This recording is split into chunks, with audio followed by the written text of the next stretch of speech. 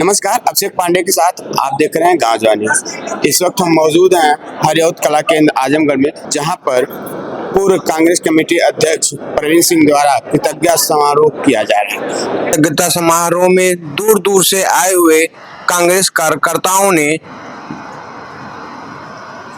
कहा कि ऐसे अध्यक्ष मिल पाना मुश्किल है।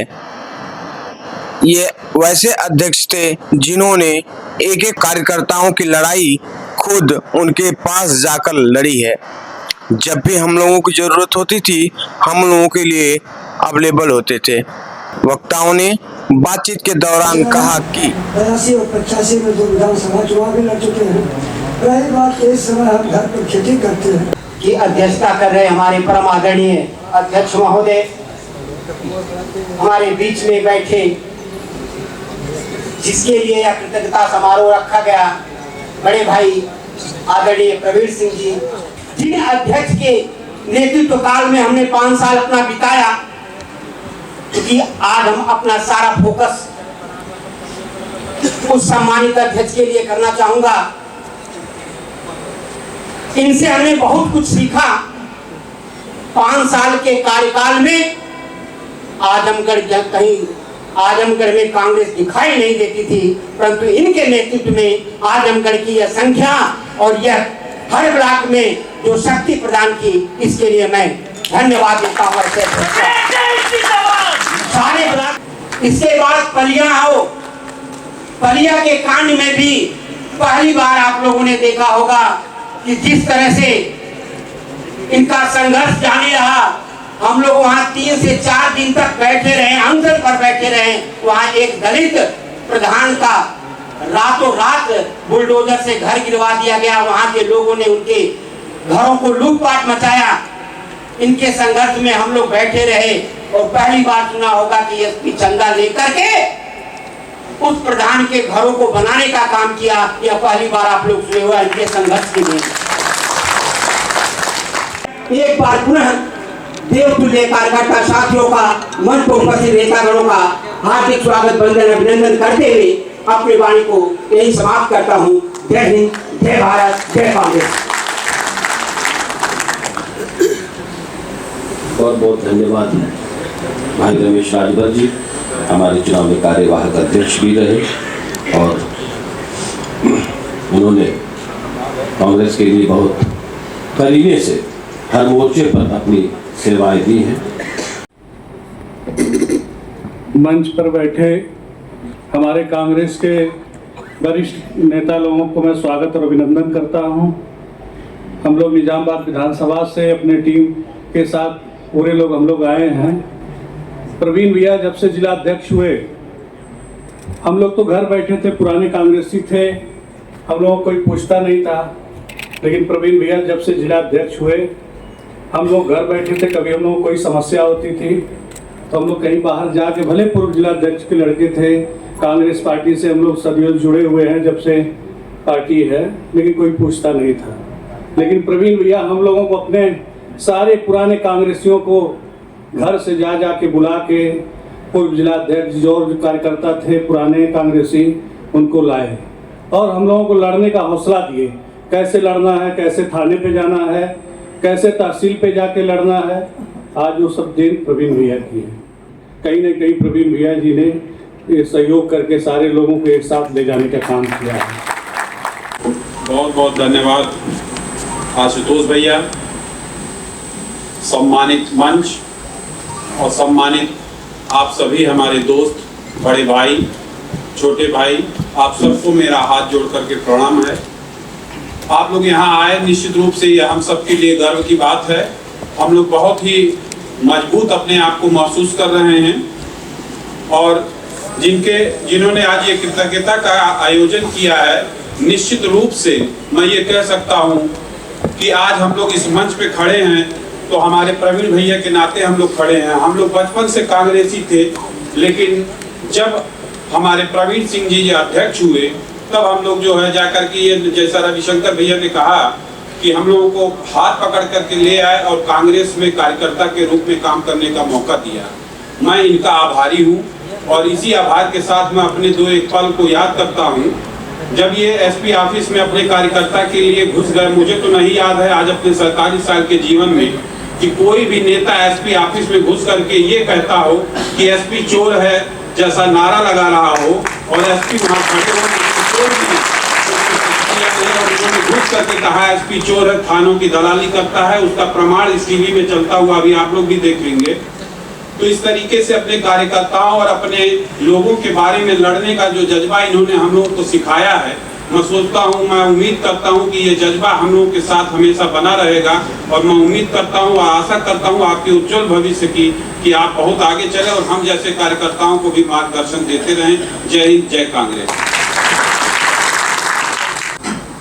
आदरणीय संचालक महोदय, आपने जो समय दिया हमें 1 मिनट के लिए, मैं उसमें अपनी ही बात को कह दूं। मेरे मित्रों, मैं क्षेत्र पंचायत सदस्य था और एक बंधा कट रहा था। एसडीएम साहब से मेरी बात हुई और मैं जो है उसी कड़ी में पैदल अकेले जा रहा था, और पीछे से मेरे ऊपर जब हमला होता है तो मैं वहीं बेहोश हो जाता हूँ। उसके बाद मैं जब ट्रामा सेंटर बनारस में जाता हूँ मेरे मित्रों, तो सुबह हमारे भाई ने कहा कि भैया ये जो है एसपी ऑफिस में आपके नाम का आंदोलन हो रहा है। ऐसे कार्य कैसे जिला अध्यक्ष मेरे मित्रों, परिवार की एक एक बूथ के लिए, एक एक विचारों के लिए किसी कार्यकर्ता को, जब प्रवीण सिंह जिला अध्यक्ष रहे तो चाहे 12 बजे रात की आवश्यकता हो, चाहे 2 बजे रात की आवश्यकता हो, मेरे मित्रों फोन कभी स्विच ऑफ नहीं होता था। प्रवीण सिंह का जिले में सपा, बसपा, बीजेपी, आज तक जितने जिला अध्यक्ष हैं मेरे मित्रों आजमगढ़ में, किसी ने कार्यकर्ताओं को वो सम्मान नहीं दिया। कोई जात के नाम पर बटोरता होगा, कोई मजहब के नाम पर बटोरता होगा, लेकिन ये हाल गवाही देता है कि प्रवीण सिंह का संघर्ष बोलता है, संघर्ष बोलता है। मिलकर भूल जाए, इनके ऐसे अल्फाज नहीं, सूरज से चमकते हैं, कभी किसी परिचय के मोहताज नहीं। जय हिंद, जय भारत, जय कांग्रेस।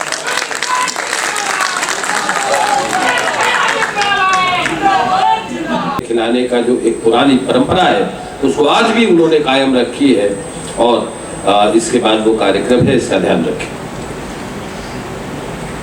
धन्यवाद बड़े भैया, संचालन कर रहे बड़े भैया आशुतोष द्विवेदी जी का धन्यवाद। मंच पे बैठे शीर्ष नेतृत्व, वरिष्ठ नेतृत्व का मैं आभार प्रकट करता हूँ और आप सबको धन्यवाद देता हूँ। आई हुई सभी कार्यकर्ताओं को मैं धन्यवाद देता हूँ, प्रणाम करता हूँ।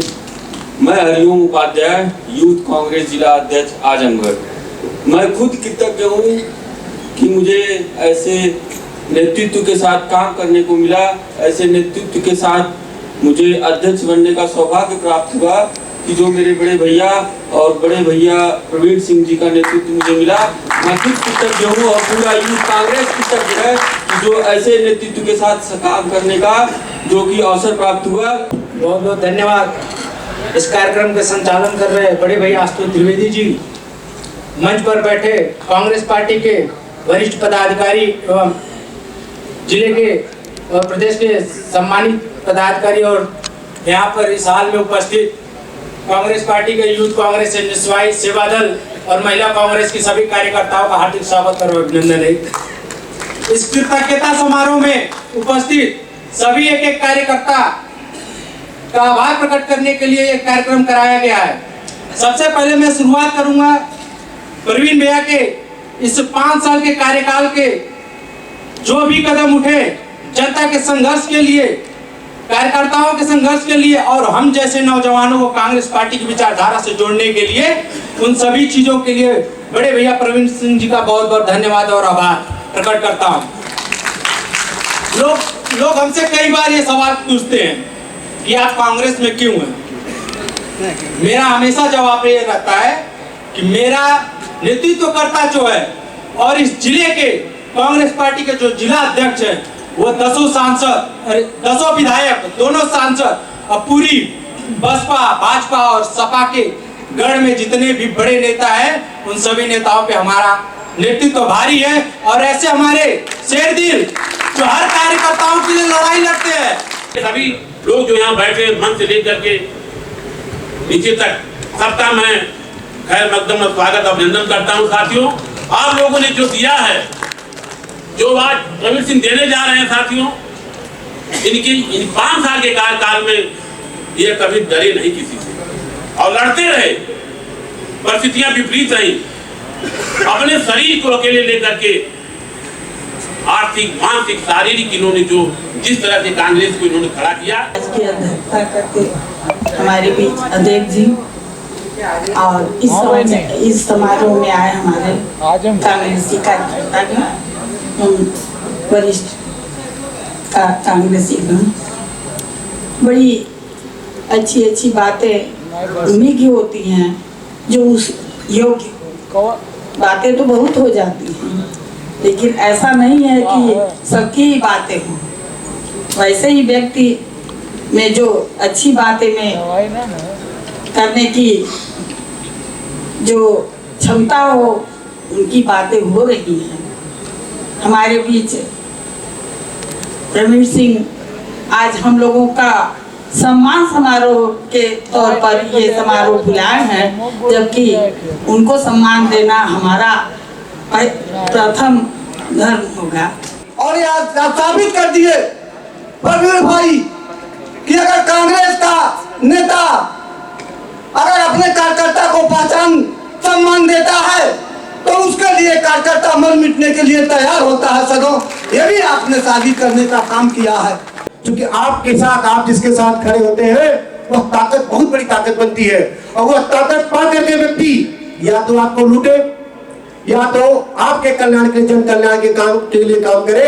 मैं कुछ शब्दों के साथ अपनी बात समाप्त करने से पहले 2 लाइनें, एक लाइन तो मैं अक्सर बोलता हूँ, क्योंकि समय ज्यादा हो गया है, आप लोग काफी समय से इंतजार कर रहे हैं। मैं क्या कहना था कि अकेला ही चला था, 92 मंजिल, लोग साथ आते गए, कारवां बनता गया।